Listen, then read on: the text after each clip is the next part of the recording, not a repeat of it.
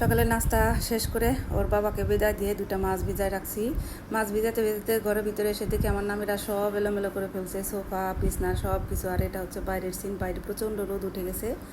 এরপরে চা পানি খেয়ে রান্নাঘরে ঢুকে গেছি। একটা মিষ্টি লাউ আনছে, অনেক বড় একটা মিষ্টি লাউ আনছে। আর এই মিষ্টি লাউটা এত মানে শক্ত ছিল, মানে পেকে গেছে, তো আমি আর কাটতে পারতেছিলাম না। তারপরে খুব কষ্ট করে যাই হোক কাটলাম। কাটার পরে এই যে ভিতরেটা খুবই ভালো ছিল, মিষ্টি লাউটা একদম ঠাসা ছিল, ভালো ছিল আর কি। এরপর আমি মিষ্টি লাউগুলা একদম ছোট ছোট পিস করে কাটছি। আর কিছু মিষ্টি লাউ হচ্ছে ভাজি করব, কারণ এত বড় মিষ্টি লাউ কীভাবে খাবো। আর এটা কিন্তু ইলিশ মাছ না, বুঝছেন, এটা কিন্তু একটা সামুদ্রিক মাছ।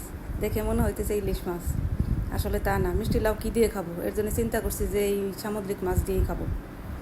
তো ওকে মাছটা সুন্দর করে কেটে নিছি, এবার সুন্দর করে ধুয়ে নিলাম, লবণ দিয়ে ভালো করে ধুয়ে নিছি। আর এই যে এই মিষ্টি লাউগুলো আমি লবণ মরিচ দিয়ে মাখায় রাখছি ভাজার জন্য।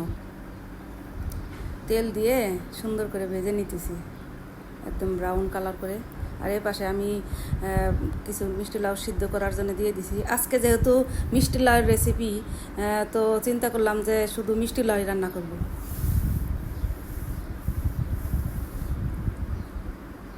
আমার আবার অতটা বেশি পছন্দ না মিষ্টি লাউ, কী করবো, ওর বাবা নিয়ে আসছে, ওর বাবার আবার ভালোই লাগে। আর মাছগুলো আমি ভালো করে ফ্রাই করে নিছি।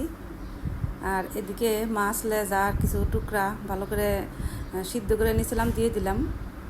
ঘন্ট রান্না করবো আর কি, সামুদ্রিক মাছের মাথা টাথা দিয়ে ঘন্ট রান্না করবো। একটু চিনি দিয়ে দিছি, একটু আদা রসুন দিয়ে দিলাম সেন্ট হওয়ার জন্যে। আর যে যেখান থেকে আমার ভিডিও দেখতেছেন, আমার চ্যানেলটা সাবস্ক্রাইব করবেন, লাইক কমেন্ট শেয়ার করবেন। পেঁয়াজ মরিচ ভালো করে ভুনা করে নিছি। আর এর পাশে আমি হচ্ছে ভাজনা দেওয়ার জন্য এই যে ভাজনা রেডি, ভাজনা দিয়ে দিছি। খুব তাড়াতাড়ি করতেছিলাম, কারণ আজকে রান্না একটু দেরিতেই রান্না করে ঢুকছি, এর জন্য দেরি হয়ে গেছে। টমেটো দিয়ে মাছ দিয়ে ভালো করে কষাই নিছি, ঝোল দিয়ে দিছি। আর এই যে হয়ে গেছে আমার মাছ। ভালো থাকবেন, ইনশাল্লাহ কালকে কথা হবে।